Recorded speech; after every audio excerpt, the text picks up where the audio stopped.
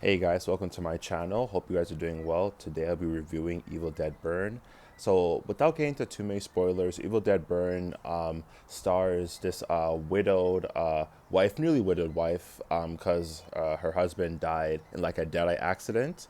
And there's this funeral, and they all stay at the house where they got married to like grieve and hang around each other. And basically, deadites just take the family over one by one. And what I like about this movie is that the movie starts off like very well. Like even though I came like a couple minutes late to the beginning, like what I saw was like very good, like good camera movement, just like the brutality, seeing like all the gore. It really sets up the movie like on a really solid note, and I really like the opening of the movie. Also, what I liked is the how efficient it is. It's an hour and 50 minutes, but it doesn't really feel like it's that long.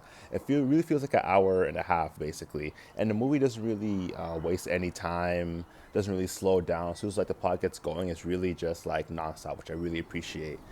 And the characters in this movie, the characters were okay. I like the main actress because we follow her mostly, and she's the best actor of all everyone in the cast in my opinion. She does gives like the best performance, and the other characters didn't really give good performances, but they're just kind of just there, just to die basically.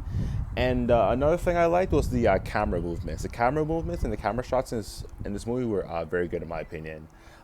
Like there's this scene where like a character in both flips over and the camera flips over, or someone goes on the roof and the camera falls in the way. This angle and shot is actually very cool, and I really like love how like the movie is shot and directed. Another thing I liked about this movie was the gore. I always seen like the 2013 Evil Dead Rise and this one, and in terms of gore, this one's like the most gory. Like I can compare it to like Lee Cronin's The Mummy that came out earlier this year in terms of like gore and violence, and it really goes through in terms of like violence and gore. So it's not really your thing. I would say stay away because even it had me kind of squeamish at certain parts of the movie. So they really did a good job on that. And in terms of like jump scares for a horror movie, there's like a few jump scares. They didn't really overdo it, which I appreciate because I feel like a lot of horror movies, overdo it with the jump scares and become like overdone. But this one had like a couple. There's one that really got me, and there's like two other decent ones. So there's that's good as well. And for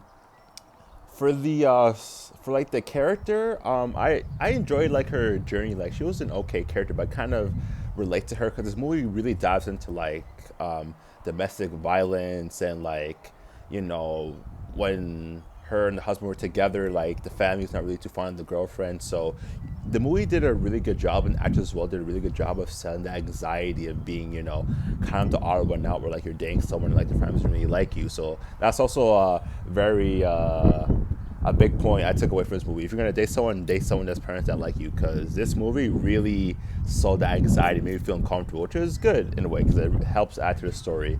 So the story is really easy to follow. Very good gory scenes. The makeup on the Deadites. The Deadites are another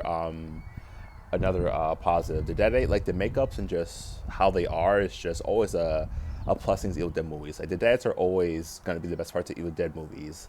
And this movie is kind of like what you expect from Evil Dead movies. Like, not that it's a bad thing, but like, I feel like Evil Dead movies kind of follow like a certain like pattern. Or it's not like it's bad, but it's kind of like predictable in a way. You kind of know what to expect. But even though this movie was good and I enjoyed it, I feel like for the next one, you should kind of try to think outside the box, do things that haven't been done in the last few movies because it's becoming too formulaic at this point. And I feel like there's a lot of stories you could tell based off, Evil Dead and and just the whole lore like of that world. And another thing too, another good part was there's a mid credit scene and post credit scene. They're both pretty good. I'm not gonna go into spoilers, but like someone actually I'm gonna go into spoilers. So if you haven't seen the movie, skip this part. But so you see Ellie from Evil Dead Rise, and it was a very good surprise because I'm really expecting to see her again, because especially how she died in the last movie. But it's like it doesn't really make sense to me because how did she survive the last movie? And like, is Aaron able to just come back from the dead now? So hopefully in Wrath, even though it's a prequel, I don't see how she fits into it. Maybe it's just a fan service thing, but hopefully in the prequel they kind of expand on the lore and expand on what can and cannot be done.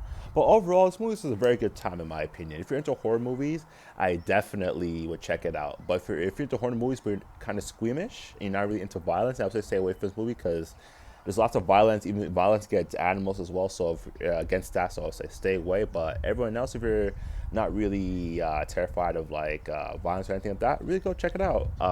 It's one of the better horror movies to come out this year, and definitely give it a shot. And if you liked the movie or did not like it, please let me know in the comments below. Thank you guys. See you guys in the next one.